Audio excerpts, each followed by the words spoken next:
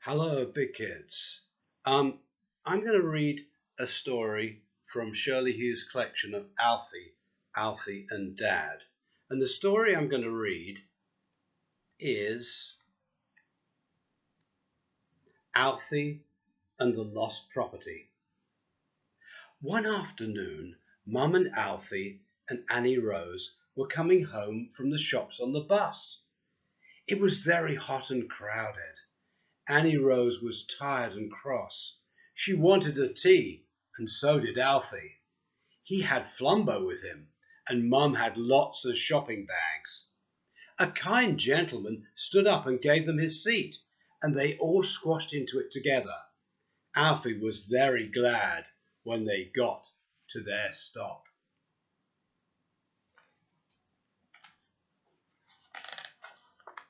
They had just reached the pavement when Alfie realized that he'd left Flumbo behind on the bus.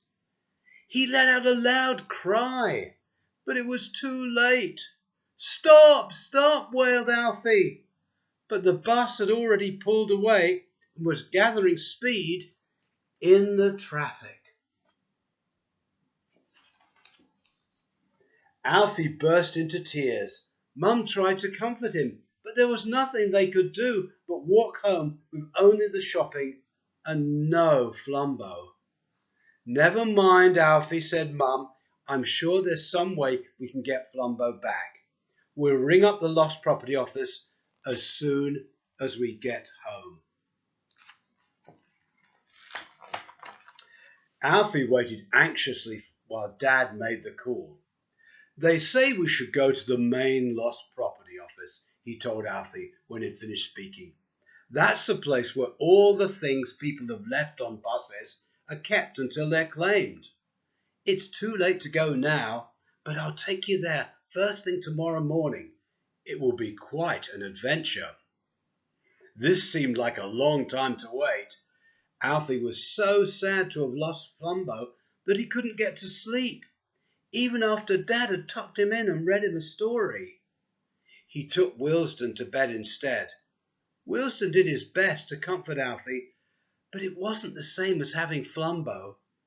They had to get him back.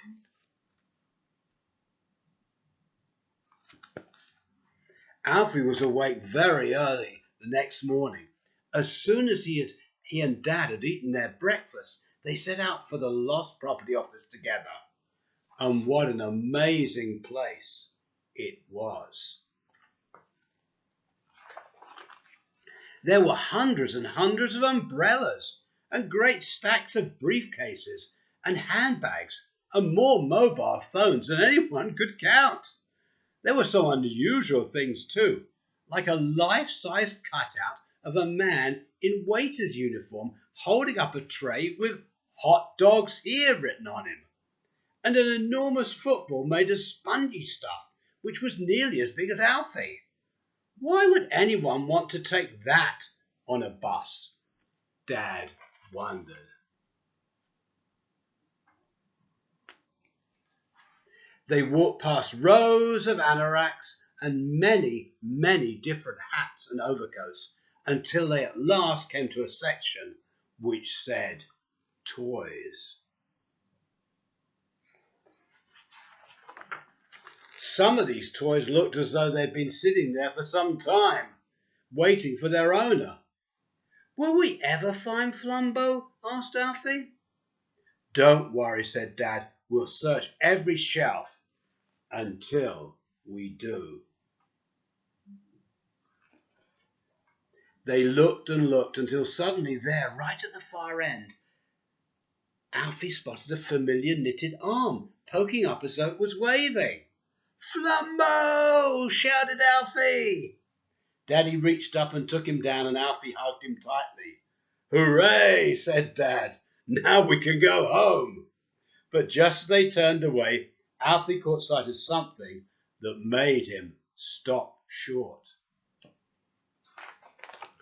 Right at the end of the row, there were 3 teddies with kind eyes who each had a label round their neck. Alfie asked Dad what it said. "It says unclaimed," Dad told him. That means nobody wants them, doesn't it? Said Alfie. When they got home with Flumbo plus 3 teddies, Mum said, "Well, you did have an adventure, didn't you? This is going to make the toy shelf in your room rather crowded." This was true. Now Wilson had to move up to make room for them, but Alfie gave him a special cushion to sit on so he would not be jealous. "Nobody can say that you don't care about your toys, Alfie," Dad said as he kissed him good night, with Flumbo safely tucked in beside him.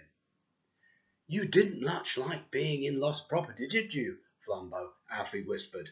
"But you needn't have worried. We found you in the end, didn't we?" Well, that's a story from this collection of Alfie stories. And as some of you know, these stories are set in London, which is where I come from.